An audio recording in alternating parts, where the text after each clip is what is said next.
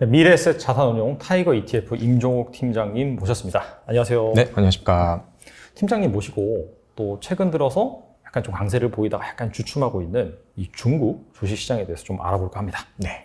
최근에 글로벌 국가들이 대부분 긴축 정책을 펼치고 있죠. 하지만 중국 같은 경우에는 오히려 이제 경기 부양책을 실시하고 있는 상황인데 약간 주로 어떤 분야에 좀 부양을 하고 있는지 궁금합니다. 사실 글로벌 전 세계적으로 지금 인플레이션에 대응해가지고 굉장히 긴축 스탠스를 취하고 있는데 중국만이 어떻게 보면 유일하게 금리를 계속해서 인하하면서 부양책을 쓰고 있는 상황인데요.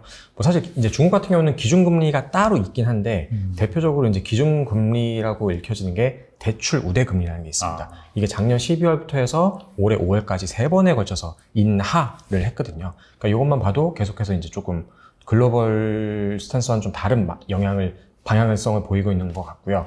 그리고 실제로 봄에 해가지고 락다운이 있기도 했지만 이런 금리 인상의 영향인지 어쨌든 중국 증시 자체가 반등을 하기는 했죠. 그래서 실제로 데이터로 보는 것도 소매 판매가 전년 대비 3% 넘게 증가를 했고요. 산업 생산 같은 경우도 4% 가까이 증가를 했습니다. 이제 8월 15일에 7월 데이터가 발표가 되는데 요것도 이제 어떻게 나올지 좀 이제 주목해서 봐야 되는 부분 같고요. 그래서 종합해서 얘기를 해보면 지금 정부 차원에서 경기 부양을 하기 위해서 계속해서 이제 유동성을 공급하는 스탠스를 취하고 있는 것과 동시에 규제도 조금 완화하는 모습을 보이면서 계속 소비를 진작하려는 모습을 보이고 있습니다. 사실 그동안 이제 중국 경기를 계속해서 좀 억눌렀던 게 부동산 관련된 이슈가 컸었어요. 네. 최근에도 이제 완다그룹 같은 경우가 이제 대표적인 중국의 부동산 미디어 그룹인데 여기 자회사 중 하나가 분식회계 이슈가 있으면서 디폴트를 선언하면서 좀 전체적으로 좀 부동산이 안 좋은 거 아니냐라는 위기가 있었지만 어쨌든 7월 지나고 나서는 조금 전체적으로는 좀 시장은 안정된다는 얘기가 들리는 걸 보면 요런 위기는 좀 지나갔다고 보는 게 맞는 것 같고요. 어쨌든 이런 것들을 말미암아서 시장을 조금 계속해서 이제 좀 회복하는 모습을 보이고 있는 상황이고 지방 정부 차원에서도 계속해서 이제 특별채를 발행을 해가지고 부양책을 실행을 하고 있어요. 네. 근데 저희가 주목해야 될 것은 어쨌든 계속해서 부양을 하려고는 하지만 전체적인 산업이 다 수혜를 받을 수는 없는 노릇이니까. 그러니까요. 이런 정책들로 인해서 어디에 어떤 산업, 어떤 기업이 수혜를 받을지 저희가 알아가지고 결국 투자할 때 의사결정을 해야 되는 부분인데 네. 큰 틀에서 보면은 어쨌든 탄소 중립과 관련된 이슈도 있고 어쨌든 이런 친환경과 관련된 부분은 계속해서 나가야 될 거기 때문에 저희가 보는 부분은 태양광이나 풍력을 비롯한 친환경 부분이 크게 수혜를 받을 걸로 보고 있고요. 이 두 번째 같은 경우는 오늘 중점적으로 말씀드릴 2차 전지 그리고 전기차와 관련된 부분들이 아무래도 수혜를 입을 수 있는 대표적인 분야가 아닌가 싶습니다. 그러면 2차 전지라든지 그쪽 관련해서는 구체적으로 어떤 그런 정책을 지원하고 있는지 네. 중국 전기차 주식에 대한 투자 아이디어는 무엇인지 좀 궁금하거든요. 이제 중국이 2차 전지든 전기차든 글로벌 전체 서플라이 체인에서 보면은 굉장히 글로벌 리더 기업들이 많이 있는데 네. 이거를 차치하더라도 일단은 정부의 방향성 측면에서 어떤 것들이 앞으로 추가적으로 더 성장하는 데 도움이 될 거냐라고 생각을 해보면 일단은 중국이라는 시장 자체를 좀 이해할 필요가 있는데요. 중국이라는 나라가 아무래도 정부의 정책 방향성에 의해서 금융시장의 영향을 굉장히 많이 받잖아요. 네. 그러니까 뭔가 부양책이 가해졌을 때 그 산업이 어쨌든 가는 부분이 있기 때문에 이것들을 보면은 일단은 전기차에 대한 취득세 면제가 올해로 원래는 종료가 될 예정이었는데 이 부분이 최근에 연장된다고 발표가 됐고요. 더불어서 보조금 지급 같은 경우도 올해 말로 이제 종료가 예정돼 있는데 이 부분도 조금 연장이 되지 않을까 기대를 하고 있는 상황이에요. 실제로도 18년도에 보면은 원래 종료가 되려고 했다가 2년 연장이 됐었고 20년에도 원래 이제 끝나는 거였는데 2년 더 연장이 돼서 올해까지 이제 보조금 지급을 하는 것까지 돼 있는데 아무래도 계속해서 연장된 이력이 있기 때문에 좀 추가적으로 될 수 있지 않을까라는 기대감이 좀 더 있는 상황이고요. 그리고 이제 더블 포인트 제도라는 게 있는데 이런 것도 이제 중국 정부에서 조금 다시 한번 재정비할 것을 시사하고 있습니다. 이게 뭐냐면은 자동차 제조사가 직접 생산을 하던 혹은 외부에서 수입을 하든 이제 평균 연비를 계산해 가지고 요게 기준치를 초과하게 되면 신에너지차, 대표적으로 전기차죠. 이것을 생산해 가지고 그만큼의 배출량을 상쇄하는 제도거든요. 결국에는 제도적으로 신에너지 차에 대한 그 생산이든 수입이든 이거를 계속해서 부양하려는 거기 때문에 뭐 이런 거를 계속 하겠다는 거는 정부의 의지를 다시 한번 볼 수 있는 부분인 것 같고요. 실제로도 보면 상하이 같은 경우는 지금 전기차를 구입하면 한 대당 1만 위안을 지급을 합니다. 그러니까 네. 뭐 지금 1위안이 한 190원 왔다 갔다 하니까 원화로 하면 200만 원이 조금 안 되는 부분을 지급을 하는 건데요. 뭐 금액적으로는 이게 그렇게 크지 않다고 생각되실 수는 있지만 중요한 건 이제 방향성. 그러니까 계속해서 이런 지원금이 나가고 있다는 방향성이 중요한 것 같고요. 뭐 후베이성 같은 경우도 이제 이구환신이라고 표현하는데요. 옛날에 타던 차를 이제 처분하고 새로운 신에너지 차를 사면은 이 부분에 대해서도 또 지원금을 주는 정책을 시행을 하고 있습니다. 뭐 실제로 이제 지난 3월에도 양회가 이제 개최가 됐는데 양회에서도 신에너지 차를 계속해서 보급을 하겠다는 것을 계속 이제 좀 중점적으로 강조를 했어요. 그러니까 중국 정부가 어떻게 보면 계속해서 소비를 계속 진작을 시키려고 하는데 전체 지표에서 보면 자동차가 차지하는 부분이 20%가량이 됩니다. 그러니까 어떻게 보면 이 부분을 부양시키는 게 전체 소비를 부양시키는 되게 쉬운 방법이기 때문에 근데 어쨌든 중국 정부로서는 2060년에 탄소 중립을 선언하겠다고 선언한 마당에 내연기관 중심으로 이 부분을 할 리는 만무할 것 같고요. 당연히 자동차에 대한 부양이 이루어진다면 신에너지차, 전기차를 중심으로 갈 수밖에 없다라고 생각하실 수밖에 없을 것 같아요. 첫 번째가 이런 정부 차원의 부분이었다면 두 번째는 이제 전기차 자체, 그 자체로서의 경쟁력도 저희가 뭐 꼽을 수밖에 없을 텐데 지원금이 어쨌든 좀 지금 줄어들고 있고 어쨌든 연장되는 것 자체가 확정적이지 않기 때문에 그럼 이 부분이 끊기면은 좀 성장성이 떨어지는 게 아니냐라고 생각할 수 있지만 실질적으로 전기차 자체 가격 경쟁력이 계속해서 높아지고 있는 상황이고요. 뭐 어떤 리포트에서 보면은 전기차가 이제 내연기관차 대비해서 그 3년이 지나가면 그 가격 경쟁력이 더 높아지는 걸로 나오거든요. 그러니까 이 말인즉슨 뭐 구입 비용부터 유지 비용, 수리비, 뭐 유류비 여러 다 합산했을 때 전기차가 3년 이상 시점이 되면 평균적으로 내연기관 대비해서 보다 저렴해진다는 얘기 때문에 근데 이게 3년이라는 게 사실 굉장히 뭐 짧은 기간일 수도 있거든요. 근데 이게 기술 발전이 이루어지고 가격 경쟁력이 점점 높아지면 이 기간은 점점 단축될 것이기 때문에 뭐 전기차 자체로의 상품 경쟁력으로 봤을 때도 점차 매력이 있지 않나라고 볼 수 있을 것 같습니다. 확실히 중국 같은 경우에는 정부의 정책이 중요한데 중국 정부 입장에서 경제를 부양하기 위해서 확실히 좀 지원할 만한 분야가 아무래도 시장이 큰 자동차는 사실 집 다음으로 또 많은 지출이 들어가는 분야잖아요. 그러다 보니까 이쪽을 확실히 건드는 게 전체적인 경기 부양 측면에서도 좋을 수밖에 없겠네요. 네, 맞습니다.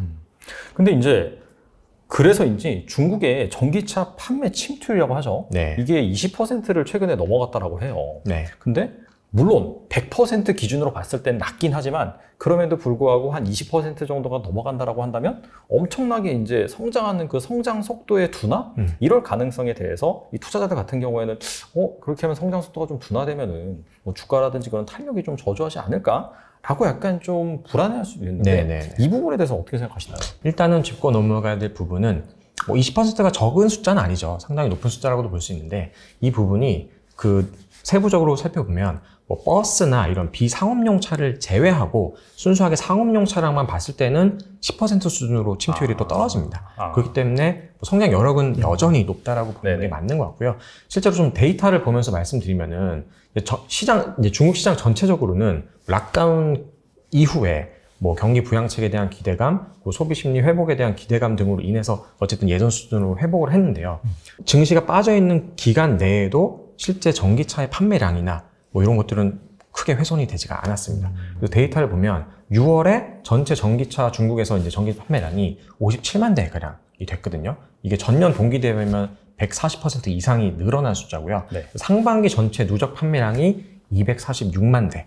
전년 동기 대비해서는 2배 이상이 증가한 숫자입니다. 그래서 바로 직전월이죠. 7월 판매량 같은 경우도 56만 대까지. 그러니까 전년 동기 대비는 이 숫자 역시도 124%가 성장한 건데 전월 대비해서는 이제 소폭 줄어들었어요. 이제 그 원인은 뭐 전체적인 시장의 성장성 하락 요거보다는 테슬라 공장이 이제 기가팩토리가 수리가 들어간 부분이 있기 때문에 여기서 조금 영향이 있었다고 보시면 될 것 같아요. 네. 그리고 어쨌든 이 전체적인 판매량에서 1위 업체인 BYD를 빼놓을 수가 없는데 BYD는 6월에만 13만 대 이상을 판매했고요. 이 숫자는 전년 동기 대비 224%가 늘어난 숫자입니다. 그리고 7월 같은 경우도 16만 대를 팔았어요. 그러니까 6월에 역대 최고치를 기록했는데 지난달에도 또 이를 갱신하면서 계속해서 판매가 늘어나고 있고요. 뭐 BYD뿐만 아니고 이제 대표적인 전기차 스타트업인 뭐 샤오퐁, 리오토, 니오 같은 회사들도 뭐 점유율로 보면 뭐 조금 아쉬운 측면이 있을 수는 있지만 그 BYD가 워낙 잘하고 있기 때문에 이들 역시도 계속해서 출하량 자체는 나쁘지 않게 나오고 있는 상황입니다. 그러니까 또 이제 전기차뿐만 아니고 전기차 판매가 올라가면 어쨌든 여기에 들어가는 배터리 업체들에 대한 얘기도 저희가 빼놓을 수가 없는데 그렇죠. 2차전지 공급량도 6월에 이제 전체적으로 보면 27기가와트시, 그러니까 전년 대비 140%가 역시 증가가 했고요. 이 보면은 5월 말 기준으로 해가지고 글로벌 탑 10 배터리 기업들에서 중국 전기차 기업이 5개 이상을 차지하고 있는데 뭐 CATL이나 BYD나 계속해서 점유율이 높아지고 있는 상황인데요.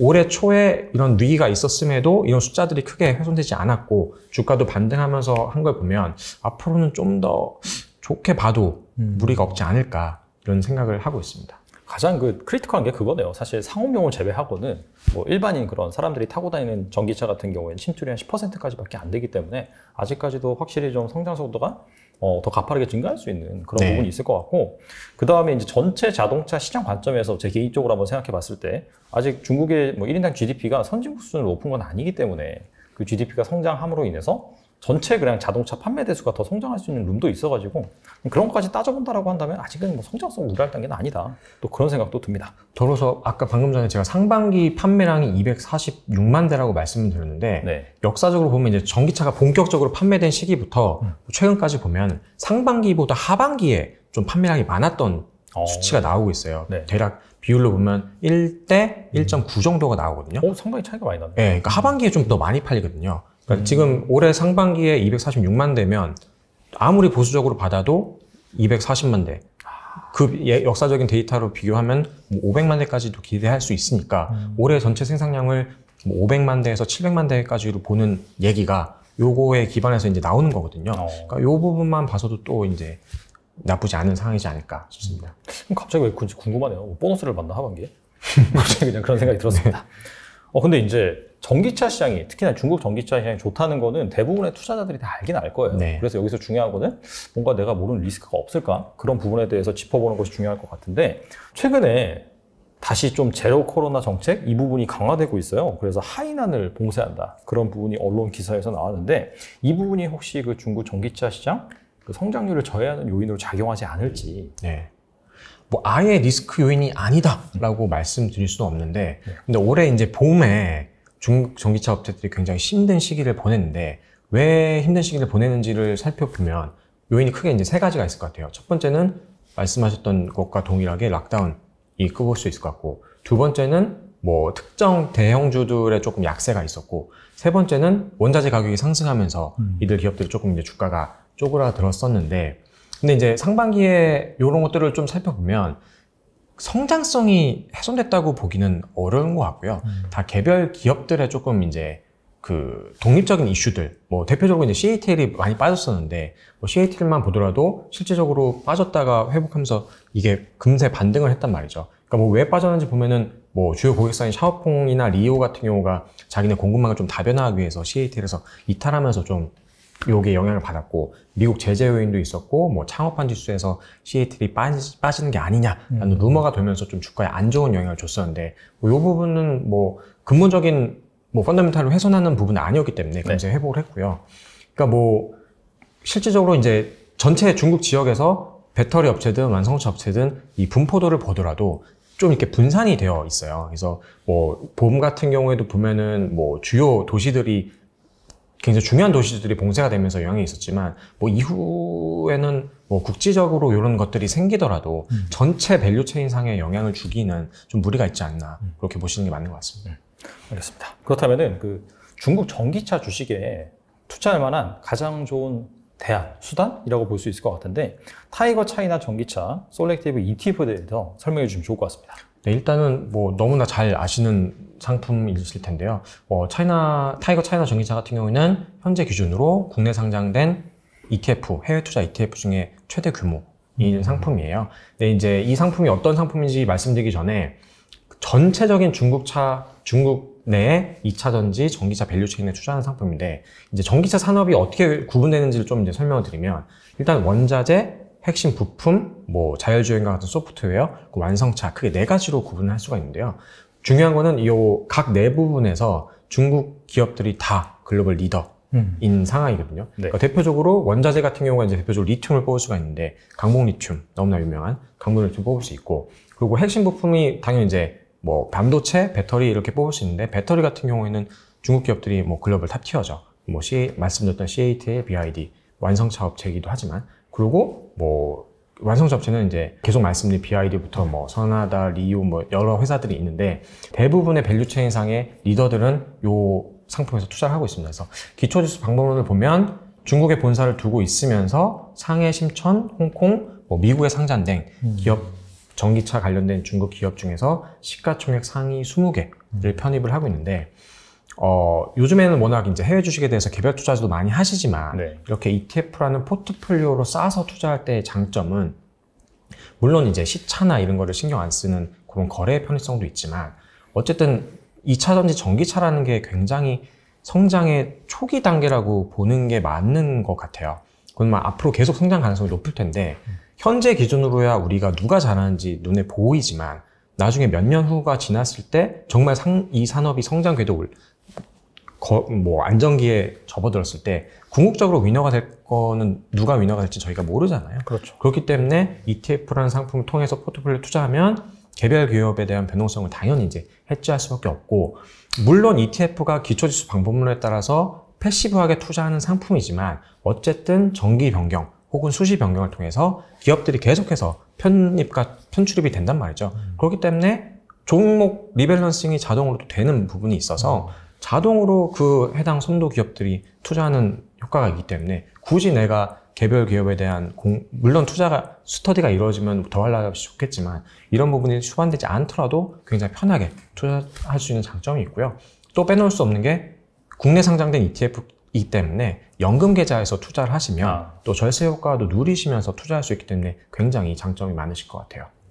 그리고 이게 그냥 미국 주식이라고 한다면 개별주 접근 관점에서는 용이할 수가 있는데, 이 중국 주식들은 사실 그렇지가 않잖아요. 네. 개별적으로 투자하기 어렵기 때문에 이렇게 바스켓으로 투자하는 것이 아무래도 약간 좀 가장 좀 손쉽게 접근할 수 있는 방법이 아닌가 생각이 되고, 그 다음에 또 추가적으로 이 리스크 관점에서 한번 알아본다라고 한다면, 최근에 미국의 560조 원 규모의 인플레 감축 법안이 이제 통과가 됐죠.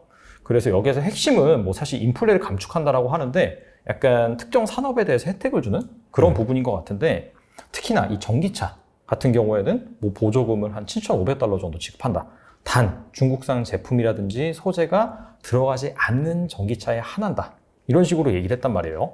자, 그래서 뭐 거기와 맞물려서 CATL이 갑자기 뭐 미국 공장 증설을 취소한다든지 뭐 연기한다든지 그런 이슈도 있었는데, 이 역시 약간 중국 전기차나 2차 전지 업체에 부정적이지 않을지 궁금하거든요. 네, 지금 제일 전국 전기차 2차 전지와 관련된 이슈 중에서 화두인 부분인 것 같은데요. 일단 뭐 이 인플레이션 감축법이 뭐냐를 조금 간단히 설명을 드릴 필요가 있을 것 같은데, 이게 미국에서 친환경 에너지 공급망을 좀 확실하게 하기 위해서 말씀하신 예산을 다 쏟아 부어가지고 어떻게 보면 미국 자국 기업을 지원하겠다라는 네. 법안으로 보시면 되는데, 최근에 하원을 통과했고 이제 곧 있으면 대통령 서명을 통해서 이제 실행이 될 예정인데요.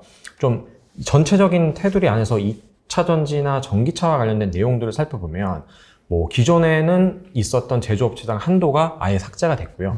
그리고 뭐 개개인별로 보조금을 지급한다는 내용이 추가가 되고, 여기서 이제 가장 저희가 주목해야 될 부분은 우려 외국 집단, 그러니까 중국을 타겟으로 한 거죠. 우려 외국 집단에서 2023년 이후 생산된 배터리 부품, 그리고 2024년 이후 생산된 원재료가 포함된 배터리는 포함이 되면 안 된다라는 내용이 포함되어 있습니다. 그렇기 네. 때문에 이제 중국 배터리 기업들이 조금 안 좋은 영향을 받는 것이 아니냐. 반면에 국내 배터리 기업들은 뭐 미국에 공장도 있고 상당 부분 그 캐파를 또 가지고 있기 때문에 상대적으로 여기서 수혜를 받을 수 있는 게 아니냐라는 얘기가 나오고 있는데, 뭐 사실 이게 아직까지 시행이 되지 않았기 때문에 섣불리 판단하기는 좀 어려운 측면이 있을 것 같은데, 굉장히 설왕설래가 많은 것 같습니다. 1차적으로는 이게 과연 이제 실효성이 있느냐. 이제 뭐 보통 보면은 중국 업체들도 뭐 미국이든 멕시코 국경이든 이런 좀 회피 지역으로 가가지고 거기 공장을 증설하는 얘기도 또 나오고 있거든요. 그거를 미국 정부가 승인해줄지 안 해줄지 모르겠지만 만약에 승인해준다면 또 약간 여기 이슈에서 해소가 될 수 있고요. 중요한 부분은 또 배터리에 들어가는 원자재 같은 경우는 중국이 또 대부분 이제 독점을 하고 있으니까 그렇죠. 뭐 생산은 미국 내에서 하더라도 이 원자재가 또 해결이 안 되면 이게 유명무실해질 수밖에 없잖아요. 그러니까 실제로 이 법안이 통과가 되고 나서 뭐 GM이나 포드 같은 미국 완성차 업체들이 약간 반발을 한 것도 있었어요. 왜냐면 이게 뭐 자기네들한테도 궁극적으로는 미국 기업을 지원해 주려는 의도지만 실질적으로 이제 거기에 들어가는 배터리를 공급받으려면 어쨌든 중국 업체의 영향에서 아예 자유로울 수는 없기 때문에 요거는 조금 이제 지켜봐야 되지 않나 예, 그런 생각이 듭니다. 알겠습니다. 그리고 최근에 유럽 시장도 여전히 심상치 않거든요. 전기차 보조금을 축소하거나 폐지하는 움직임이 좀 일고 있어요. 그래서 나온 기사를 보면은 그 이면에는 중국을 견제하기 위함이다. 우리가 아무리 뭐 전기차 시장에 지원책하고 이 시장이 커지고 하면은 이 중국만 좋은 일이다라고 하면서 그래서 약간 이렇게 좀 움직임을 가져간다는 얘기가 있는데 이것 역시 약간 좀 부정적이지 않을까요? 그러니까 뭐 당연히 좋은 뉴스는 아니죠. 네. 약간 그거랑 비슷한 것 같아요. 최근에 우리나라도 그 버스 같은 경우 보면 중국 전기차에서 생산한 버스들이 그 있어요. 시내에 많이 돌아다니거든요. 많이 몰랐어요. 보여요. 예. 근데 이거에 대해서 지원금이 나가는 것 자체가 우리나라 기업도 아닌데 중국 차한테 좋은 거니까 약간 이슈가 있거든요. 동일한 맥락에서 유럽 기업들도 보조금을 계속해서 태워가지고 전기차를 활성화시키려고 하는데 결국에 이게 유럽 기업들 좋은 게 아니고 중국 기업들만 좋은 게 아니냐라는 얘기가 나오는 거죠. 그래서 대표적으로 독일 같은 경우가 점진적으로 해서 보조금 이제 우리 없애겠다라고 이제 선언을 해버렸고, 네. 뭐 영국 같은 경우도 2011년에 영국이 이제 보조금을 지급을 했는데요. 지난달에 아예 폐지를 해버렸어요. 뭐 다른 나라도 이런 좀 입장을 동일하게 견지를 하고 있는데 재밌는 거는 유럽 의회에서 네. 지난달 8일에 2035년부터 내연기관을 탑재한 신차 판매를 금지하겠다라는 법안을 이제 가결시켰거든요. 근데 독일에서 이거에 대해서 우리 이거 반대 입장이다. 뭐 독일이 사실 자동차 생산국이니까. 네, 네. 그러니까 약간 이제 유럽 내에서도 약간 이제 의견이 조금 이렇게 부딪히는 상황인 건데 결론적으로는 어쨌든 전기차로 가는 거에 대한 방향성은 맞지만 결국 속도의 문제도 그렇죠. 볼 수 있을 것 같은데 어쨌든 중국 그 전기차 아까 탑 10 기업에서 절반 이상이 중국 기업이고 나머지 한 3개가 한국, 뭐 일본 이렇게 돼 있단 말이죠. 어떻게 보면 다 아시아 기업인 건데 미국이나 유럽 같은 입장에서 보면 야 이게 여기다 보조금 지급하는 게 맞니? 약간 우리나라 기업들도 아닌데 약간 어떻게 보면 자국 이기주의적인 거가 될 수는 있지만 어떻게 보면 뭐 당연한 얘기일 수도 있는데 당연히 중국 기업들이 상위에 있으니까 영향을 크게 받겠지만 본질적인 성장성이 훼손되는 거라고 보기 힘들 것 같고요. 중요한 거는 또 중국은 워낙 또 내수 시장이 크니까 뭐 다른 외국에서 좀 줄어들더라도 그 자체에서 소화할 수 있는 능력이 워낙 많기 때문에 어느 정도 이 부분을 버틸 수 있지 않나 생각을 하고 있습니다. 그러니까 사실 본질적인 기업 가치 훼손 요인은 아니고 약간 시점이 약간 딜레이 되는 그런 측면에서 볼 필요가 있다. 그렇게 볼 수가 있겠네요. 네. 이 밖에 그 타이거 차이나 전기차 셀렉티브 ETF를 투자함에 있어서 좀 추가적으로 좀 꼭 알아야 되는 부분이 있다면 뭐가 있을까요? 올해 이제 관련 기업들이 조금 어려운 국면을 지났는데 그 이유를 설명드리는 게 이제 가장 중요한 게 원자재 가격을 설명드릴 수밖에 없는데 이 2차 전지와 관련된 기업들이 어떻게 이제 뭐 그 2차 전지가 어떻게 구성되는지를 좀 이해를 하면 원자재 시장도 이렇게 원자재 시장이 움직였을 때 해당 테마 혹은 해당 산업 종목까지 영향을 받을 수 있나를 이제 예측을 어느 정도 하실 수 있기 때문에 이런 게 조금 투자 의사결정하실 때 도움이 될 것 같은데요. 이제 배터리를 구성하는 게 양극재, 음극재, 뭐 분리막, 전해질 이렇게 크게 돼 있는데 양극재에서 이제 그 들어가는 게 뭐 리튬, 니켈, 코발트, 망간 이런 게 이제 비율은 좀 상이하게 되지만 대부분 요거 가지고 이제 구성을 하거든요. 근데 보면은 올해 봄에 리튬, 니켈, 코발트, 망간이 다 우크라이나 전쟁 때문에 엄청나게 거의 계단처럼 이렇게 올랐단 말이죠. 그러니까 이 이후에 이제 원자재 가격이 전체적으로 상승하면서 2차 전지 업체들이 좀 힘든 시기를 보냈는데요. 물론 지금은 요게 어느 정도 해소돼가지고 뭐 좀 안정화됐다고 볼 수는 있지만 어쨌든 이런 원자재 가격이 전체적인 시장의 밸류체인에도 어느 정도 영향을 줬던 부분이 있어서 이런 부분들은 투자자 입장에서는 뭐 또 하나의 투자 위험, 리스크로 인지하셔야 될 필요가 있을 것 같고요. 뭐 실제로 이 당시에 원자재 가격 오르고 나서 테슬라나 뭐 BYD 같은 경우에는 실제 자동차 가격을 인상하기도 했죠. 물론 뭐 원자재 가격이 떨어졌다고 해서 얘네가 다시 가격을 내릴 것 같지는 않지만 어쨌든 이런 부분들은 투자 의사 결정하실 때도 좀 유념하셔야 되는 부분이 아닌가 싶습니다. 근데 이런 그 원자재 가격이 최근에는 어차피 이제 약간 긴 트렌드에서 본다면 하향 안정화되고 있기 때문에 사실 좀 다시 뭐 이렇게 막 급등할 가능성도 물론 없지는 않지만 그럼에도 불구하고 확실히 좋아진다는 측면에서 볼 필요가 있겠네요. 네네. 알겠습니다. 끝으로 투자자들을 위해서 한 말씀만 부탁드립니다. 뭐 이제 올해 초에 이슈가 워낙 컸기 때문에 뭐 최근에 변동성이 어떻게 보면 심했다고도 볼 수 있고 뭐 지금이 들어가는 게 맞냐? 아니면은 뭐 좀 더 기다려야 되냐? 이런 타이밍에 대한 고민을 하시는 분들도 많을 것 같은데 중요한 부분은 장기적인 성장성인 것 같습니다. 왜냐하면 이게 언제 들어가야 되는지 또 언제 빼야 되는지는 누구도 알 수 없는 부분이니까요. 그렇기 때문에 그걸 모르기 때문에 저희가 뭐 포트폴리오로 투자를 하는 거고 ETF 같은 상품을 활용해서 아니면 적립식으로 투자를 하는 거고 이런 방법을 활용하는 건데요. 중요한 거는 중장기적으로 이게 갈 거라는 거는 누구도 이제 부인할 수 없는 부분이기 때문에 그런 부분은 우리가 당연히 인정할 수밖에 없는 것 같고요. 실제로도 이제 뭐 맥켄지 같은 경우에는 20년부터 30년까지 배터리 시장 규모가 거의 20배 가까이 늘어날 거라고 전망을 하고 있고요. 네. 그 S&E 리서치 같은 경우가 이제 대표적인 에너지 관련된 시장 조사 업체인데 네. 여기에서도 30년까지 23배 정도 배터리 시장이 성장할 거다라고 네. 예측을 하고 있습니다. 뭐 대부분의 기관들이 숫자의 정도 차이는 있지만 성장성에 대해서는 다 늘 같은 내용을 하고 있는데요. 그러니까 뭐 어쨌든 이런 성장성에 대한 믿음이 있다면 뭐 타이밍에 대한 고민을 크게 하시기보다는 정석적인 좀 투자 방법, 적립식 이런 투자 방법을 활용하셔서 좀 편하게 포트폴리오로 투자하시면 좋지 않을까 싶습니다. 네, 2차 전지 주식 뭐 작년부터 아니라 사실 뭐 재작년부터였던 것 같아요. 증시에서 가장 그 주목받고 있는 뭐 성장주로 지금 군림하고 있는데 그래서 많은 분들이 이제 포트에 투자를 하실 거라고 생각을 하는데 아직까지 이 기술 개발이 치열하게 지금 진행이 되고 있고 그다음에 뭐 중국이냐 한국이냐 뭐 미국이냐 여기에 따라서 아직까지 이제 누가 헤게모니를 가져간다라고 단정 짓기 어려운 그런 상황인 것 같아요. 그래서 이제 중요한 거는 한국 2차 전지에 투자하신다라고 한다면 또 포트폴리오의 안정성 관점에서 이렇게 중국 전기차 내지는 2차 전지를 담고 있는 이런 ETF도 관심을 가져보면 어떨까 합니다. 지금까지 임종욱 팀장님 나오셔서 감사합니다. 네, 감사합니다.